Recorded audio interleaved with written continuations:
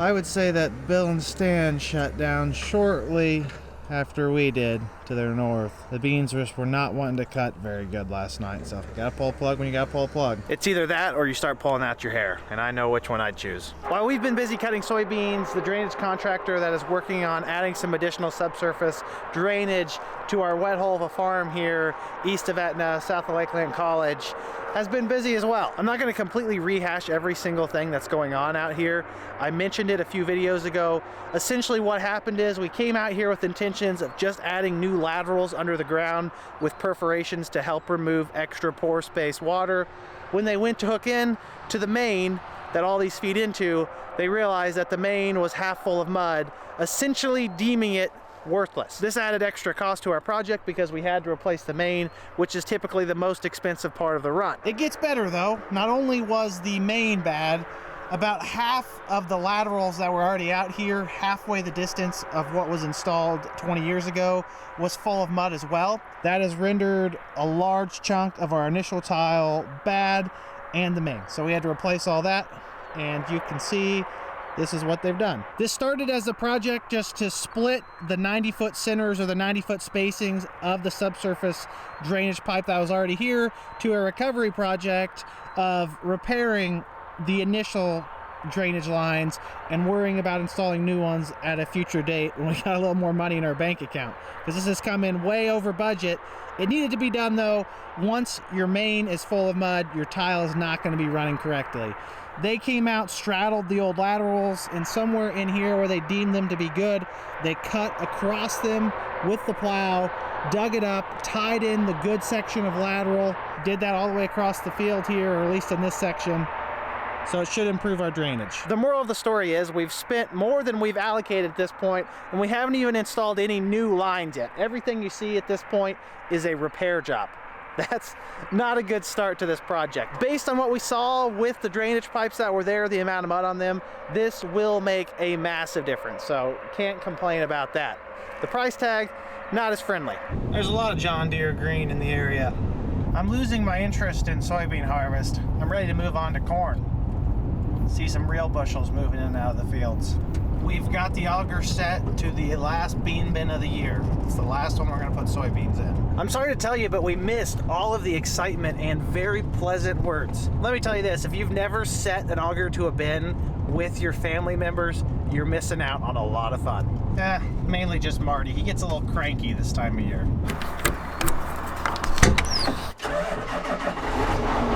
Once this big beast gets warmed up, we're going to run it home, fuel it up, and get it ready to run again today.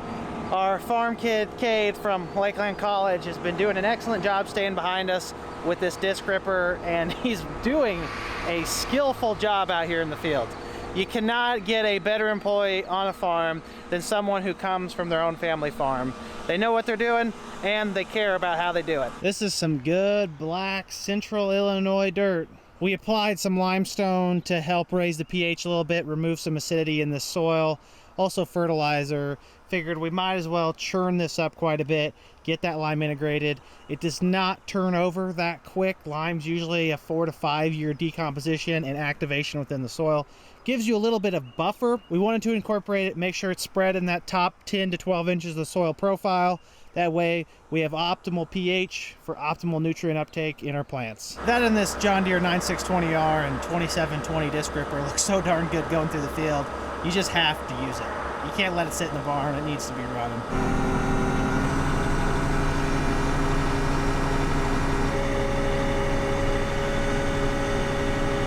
That doesn't look good. Alternator circuit fault. Shut off engine and check fuse. Let's try this again. No problems now.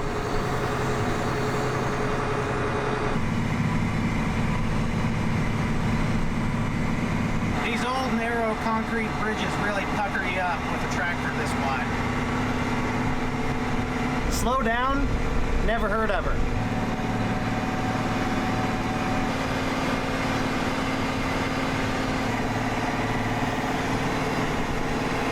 I'm really curious what kind of fuel efficiency we're getting pulling this ripper in that dark, heavy soil. Barely a half a tank of fuel on this tractor, and he only worked 70 or 75 acres.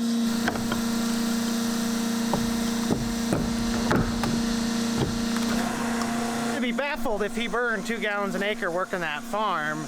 I knew it took some combustion and some hydrocarbons to turn earth, but man, 2 gallons an acre with these trying diesel fuel prices, it's a lot of money to turn the earth. Always gotta rub the belly for good luck. Hey Jesse, we want good bean yields today. Make it happen. No breakdowns. Grain prices go higher. Do that for me, old pal. Yep, that's a good start. If there's a good dog, you always gotta pet it. I don't make the rules here, folks. Just follow them. I just committed a cardinal sin of fueling up tractors. I left it unattended for like 10 minutes. 95 times out of 100, no big deal. You gain some efficiency by getting some other stuff done, like going and getting your truck. The other 5 times out of 100, the automatic shutoff doesn't work and you've got 300 gallons of diesel fuel on the ground when you show back up. Now we're talking double the action, diesel fuel and diesel exhaust fluid. That's full. 176 gallons. She ain't a Tesla, that's for sure. People always ask about battery powered tractors. I don't think that's possible. And this right here is why. We worked 75 acres and used 175 gallons of fuel. That is over 2 gallons per acre in fuel. The energy equivalent of that in battery space, that's a lot of battery space. I don't know the actual math, and I'm not going to pretend to be an expert. But the main issue is, how long would it take to charge that? I think the only efficient way to charge that much power or move that much energy into the capacity of the tractor would be to be tied in to a high voltage transmission line. Get some amps in there, move a lot of power. That's above my pay grade regardless. I'm sure that if there was a way to make tractors more renewable, John Deere would be all about it, because not only are they a farming company, they're also a publicly traded company.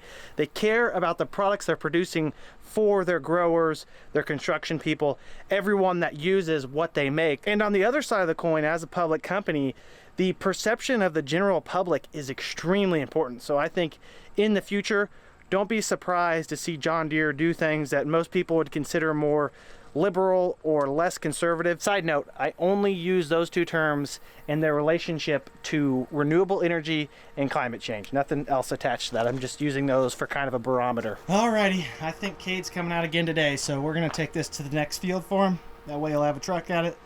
He can get after it when he wants to and leave when he's done. One thing we can do to reduce the amount of fuel we're using is pull the implement out of the ground a little bit. That's about 1 inch shallower right there. We'll do one more for good measure. You can see the main wear line right there from the depth of the soil we're working. If you measured that straight down and then level with the tip, that may actually be quite a bit deeper than we were intending on going, which could explain the amount of fuel we're using.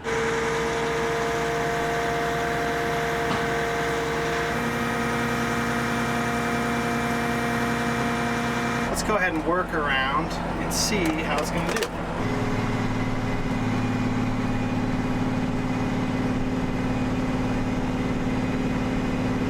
Might have pulled it out a little too far, seeing as we're going 11th gear, 8.5 miles an hour. Where's ground level? Probably about there. The Grandmaster showed up. 8 inches? That's 10. What do you think? How many times did you take it out? 8. It looks like the boss is satisfactory with that performance, so we're gonna leave this here for Cade whenever he wants to come out and work, if he wants to work at all today. We finished up our morning tasks. Now we head over to the harvesting operations. Tile crew's getting lined up and ready to roll. Man, we're late to the party. Bill and Stan are already cutting beans over here. They ran later than us last night and started earlier than us this morning. They're making us look bad. You gotta take it easy, guys. We got a reputation to uphold.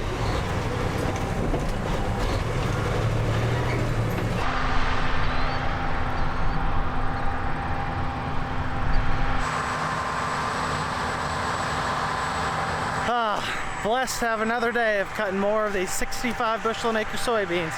Can't wait. This is our only tractor that you just push the key, you don't have to hold it, and it starts the tractor, which is really nice when you operate this a majority of the time. It's terrible though when you get in anything else, you just flip the key, it turns over a little bit and it stops, because you got to hold it. That's the hard part about having new stuff and old stuff. The new stuff really teaches you things that aren't applicable to older machines. First load of the day, headed to our bean bin. Might as well start with a good one.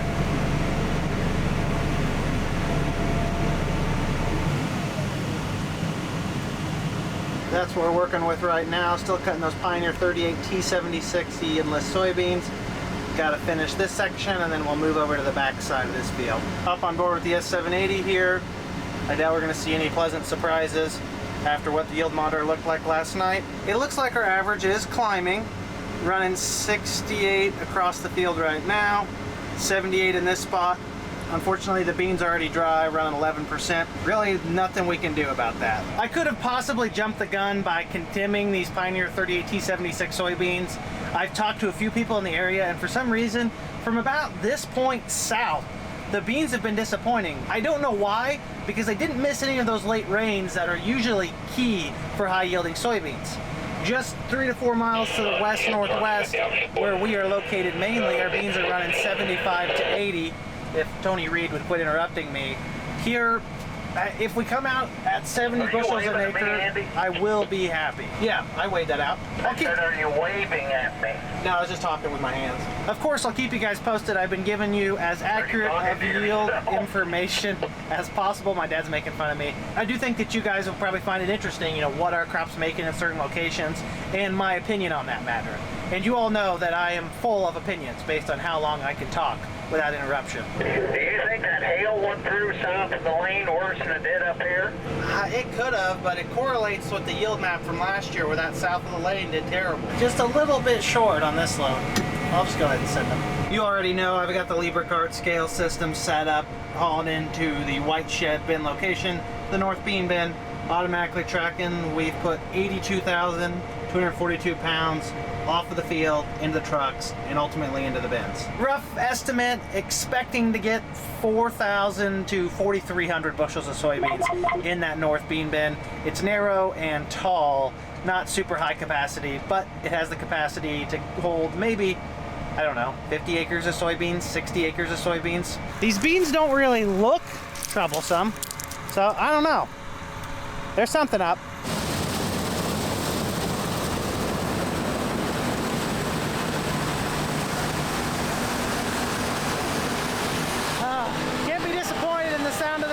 System running and that engine howling. It's a good combination. It sounds even better from the comfort of my nice air-conditioned, climate-controlled cab with massaging seats. I'll tell you guys, it's tough being the grain cart operator in this operation, but someone has to bear that burden. Front side of this field's pretty much done.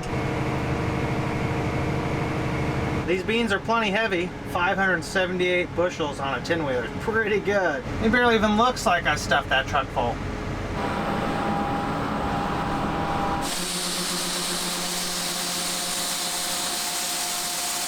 It's preferable to get the weight off of the combines before they cross the bridge. They're not exactly the best load disbursement devices on the farm. They put a lot of weight in a small amount of area.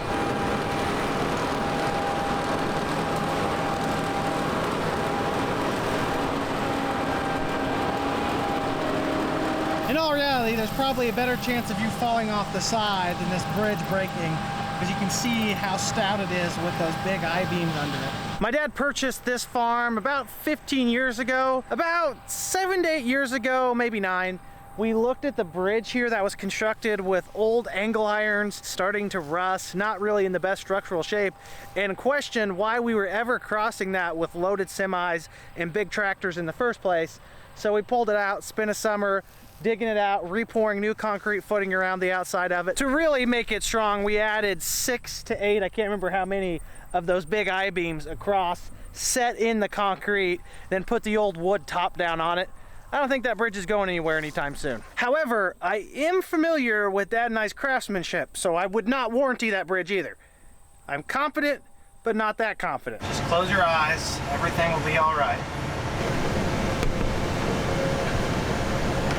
Everyone say hi to Stan. He's still right next to our combine.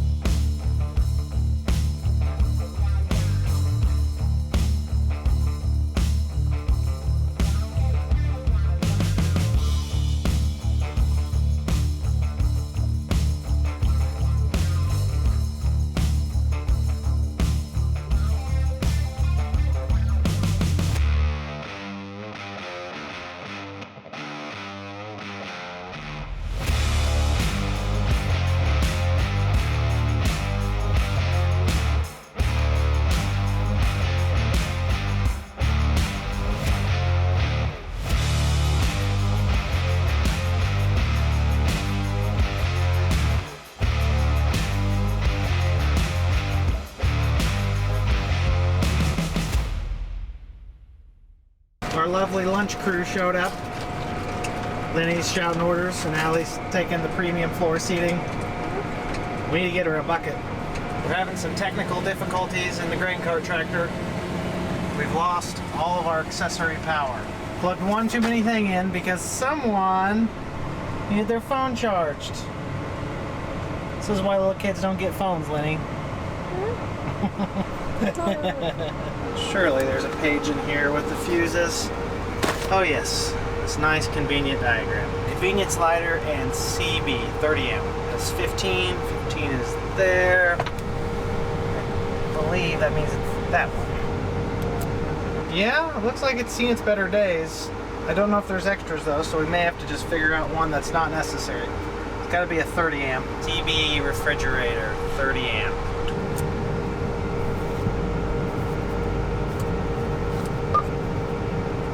Life! Electricity! It's back! It's back, Lenny! It's back! Woo! Dance! Yay!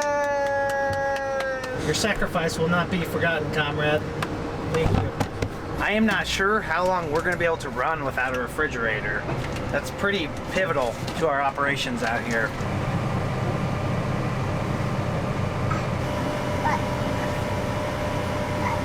The big boss is going to supervise the filling of that bin. That load ought to do it. In standard harvest fashion, while the boss goes to top off the bin with the rest of the trucking crew, I'm gonna go run the combine because why not? Actually, it makes perfect sense from an efficiency standpoint.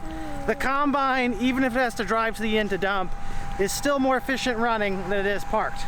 It's not rocket science. He even left her running for us. It's nap time for Lenny, so Allie and him are taking off.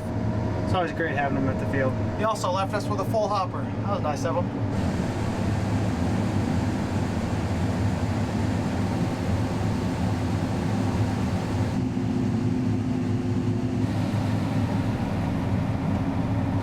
Oh shoot, we might as well load the truck while we're here.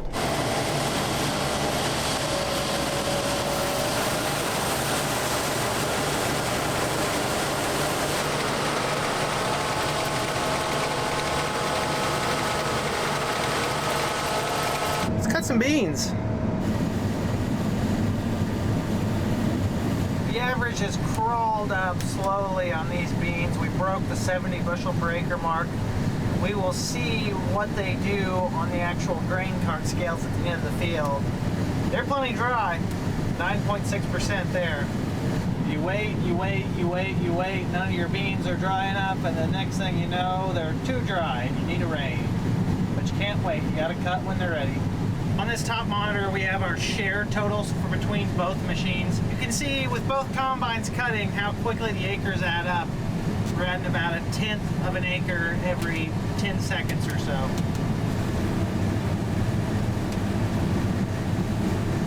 The 780 is pulling away from the 670 without too much trouble. You can see Bill and Stan are still cutting away in the background. Their field's pretty close to the same size as the one we're working on.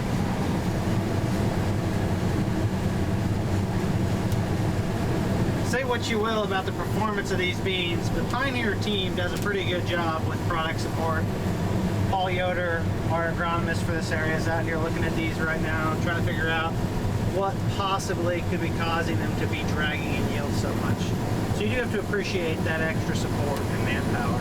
I will say that these beans are cutting great. They are 10% moisture and only making 70 right now, which really only helps the combine's case for easy threshing. But still, easy cutting right now. According to the machine, we're only burning 1 gallon an acre. There's less than 1 gallon an acre, which is probably the lowest of our season. Some of the beans we were cutting, especially higher yielding and higher in moisture, we were running close to 2 gallons an acre.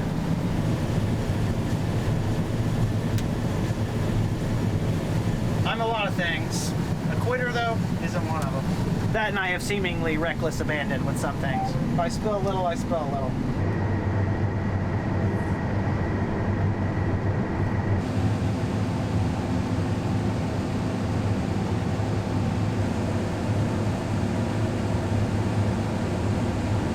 You know you're doing a good job when your truck drivers tell you you might need to load the trucks a little lighter with beans. I was going to get back in the 780, but Marty the Maniac showed up. Pretty close to done with this field. Finally. There's only 130 acres. Field's done. I just had a lengthy conversation with the Pioneer agronomist Paul Yoder out here looking at these beans. He said that it's uncharacteristic for them to perform below average, especially compared to the field standards. He's looking at weather patterns, taking some soil samples, possibly looking for soybean cyst nematode, which is a microscopic organism that could injure the roots and infiltrate disease. Above ground disease like red crown rot, which is something new that is similar to SDS and looks. We really don't know what it is. We're just trying to figure out where the issue arose, if it's on us, if it's on God with the weather, or if the beans have a weak point. Regardless, we're gonna get some answers so we know what to do next year. We're gonna go get Dad's head cart hooked up so we can move.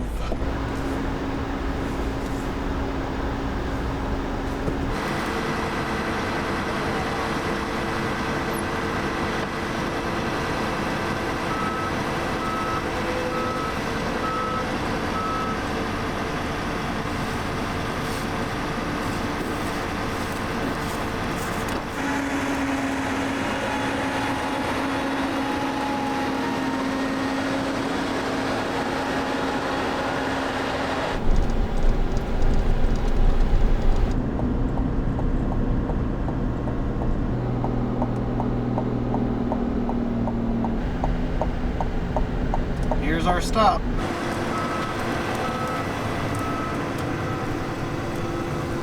He should be good to go, so we're gonna go turn around. It doesn't appear to me like we're gonna have to worry about it being too wet.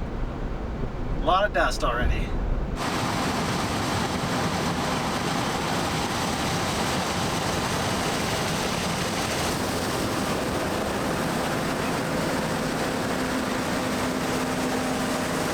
Back at the grain cart. It's got about 38,000 pounds to dump off. Every bushel has gone through the grain cart, so we will know what this field made once this load's dumped.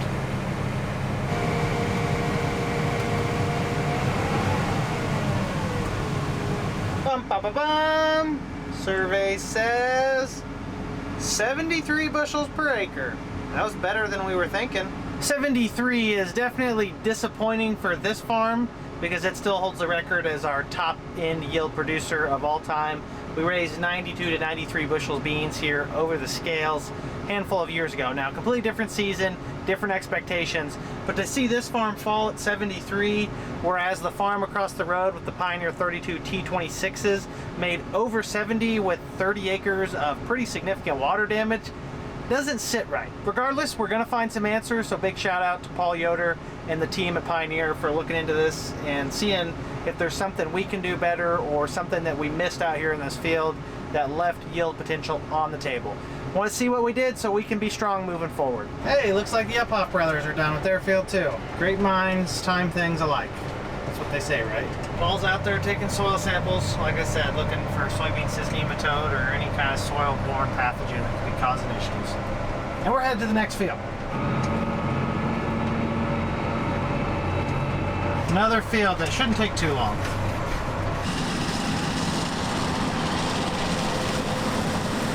Here you go, train guy. This is just for you.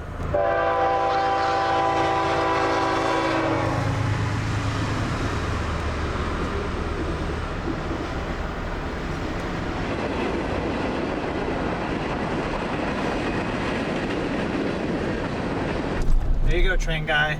Don't say I never did anything nice for you. I leave for half a second, give or take a few minutes or 10. I come back, it's like I never left, except for no one's running the 780, so I will.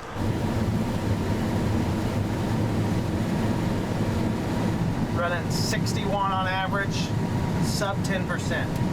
It doesn't help our yield. I know my dad would tell you that he doesn't need this farm to make much, because when he bought it 45 or 50 years ago, he paid pennies on the dollar compared to what it costs today to buy a farm like this. Simply put, we picked 220 bushel corn out here last year, and this farm grossed more than what it was bought for per acre. Along with non-impressive yields, this farm also has a few other benefits, like tile holes, terraces, and a lot of water hemp.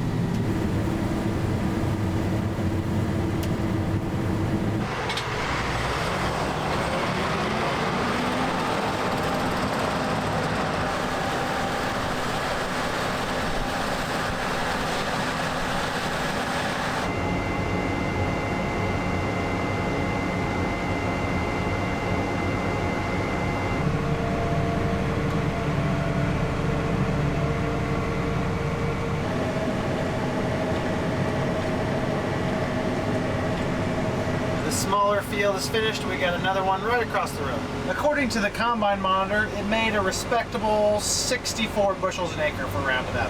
There goes Bill Upoff, creeping by. Actually, I'm not sure that you can be accused of creeping by when you literally farm on this road, like their main farmstead is on the road that goes by here. He's probably got some good reason to be on this road. This farm's got a little bit of a roll to it. We're right on the tip of the glacial moraine. Some highs and lows out here.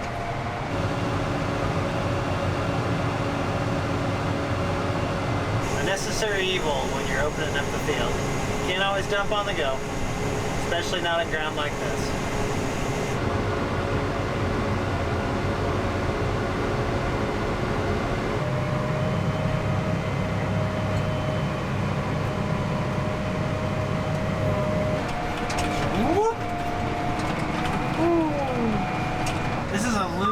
Situation for me. Both combines almost full, both combines inaccessible for me. Katie's got her auger facing the inside, so I can't drive over the beans, and Dad's on the other side of the land, so I can't really zip around. I might as well catch Katie first. One combine's gonna get to keep going. I don't know about the other one. Did you not have any faith? They're both still running. No stopping. Although we almost had a little whoopsie grain on the ground incident. Dad and Katie must not have the same auto steer lines out in this field. I centered my line out here, hit resume, and the tractor just went. I'm not gonna lie, there was like a tiny split second where I thought I was gonna be unstrapping the shovel, because this thing went completely different direction. You can kind of get an idea of the terrain of this farm. Dad and I are cutting the lower lying, darker soil, more productive. Katie's up on the higher rolling ground. Not nearly as good of ground, and it's also showing a lot of signs of that dry June stressing the soybeans out. Very short, especially on the hillsides. Pretty indicative of dryness being the issue. If wetness was the issue, usually your hillsides are your best parts of the farm.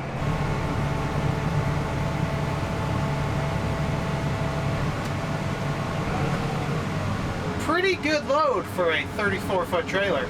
871 bushels. Head to the elevator. These are the fields that just absolutely kill your harvesting efficiency. By the time you cut around the terraces, the inlets, the abandoned oil wells, the tree lines, the branches that have fallen in said tree lines, the washes on the downhill slope of everything, you're just not moving as fast as you are on the big 200-acre flat black fields. And those big flat fertile fields also happen to be the ones that yield better year after year. Except for that field we just came from. We don't know what's up with that. Regardless, you can make money farming every type of dirt as long as you're invested at the right price.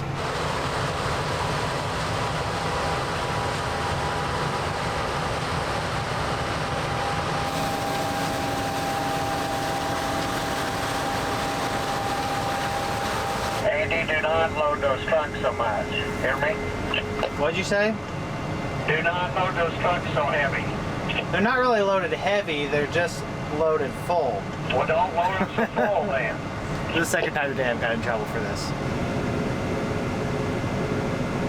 The yield monitor on the S780 for this field is showing a respectable 68 bushels per acre, which we would probably take at the end of the day. Again, not one of our more productive farms, but I do expect it to go higher than the field across the road that barely broke 62 or 63. You just can't win them all, folks. Not every field's going to be a grand slam. The field before this that did terrible, that was a disappointment. But these two, they're in line with expectation. We are getting pretty close to the end of today's harvesting shenanigans. We're cutting right here south of Lakeland College, straddling Interstate 57 right here. You can see all of our passes that we've made today. This is what we've cut here. On a larger scale, you can see where Cade from Lakeland ripped some of our darker ground. This field was a field that made in the low 80s in soybeans, good dirt. Must have caught a rain or something that these over here didn't. Oh, look at that. I can see him on the way home. I'm stalking him. He's coming up the South Road. Going to get some fuel. Isn't this cool? It's so cool how you can see all this stuff. We need a breeze. It's dusty out here. Can't see a thing. All this soybean dust is just hanging around, low lying in the field here. Not great for visibility.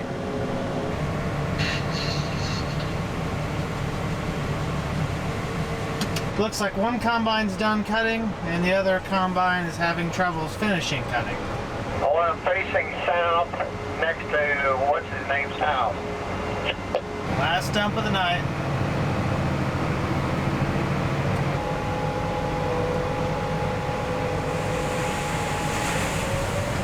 These beans have made over 70. That's pretty good. We're out of empty truck space, so I can't officially weigh off the last 13,000 pounds. I did some manual addition here and division. The results of my intakes were that this field made 74 bushels per acre. This marginal farm somehow beat that really good God's Country black dirt farm. That makes no sense. I'm not gonna try and wrap my head around it. We're just gonna go park by the combines and shut down for the night. It would be really nice to get a rain at this point with how dry our soybeans are getting. We're giving up a lot of yield and ultimately money by not having that extra weight on the bottom end of our soybeans, keeping us closer to 13%. Today we cut mostly 9 to 10% beans. So think 5 to 6% loss from that water weight. Leaving the field in the same fashion we showed up in on a semi-truck.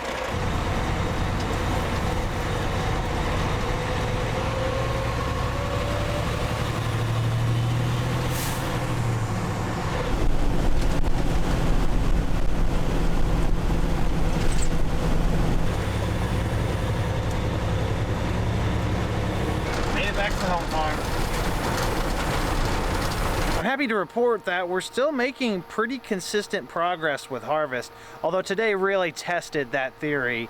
I thought that we were gonna have to stop the entire operation. I had to sacrifice my refrigerator fuse to get my scales working, and for a while there I thought, you know, with lukewarm Coke Zeros, I may not be able to comfortably grain cart. I may have to go home for the rest of the day. But no worries, the machines did not have to stop. That was just a joke for the record if you didn't catch that.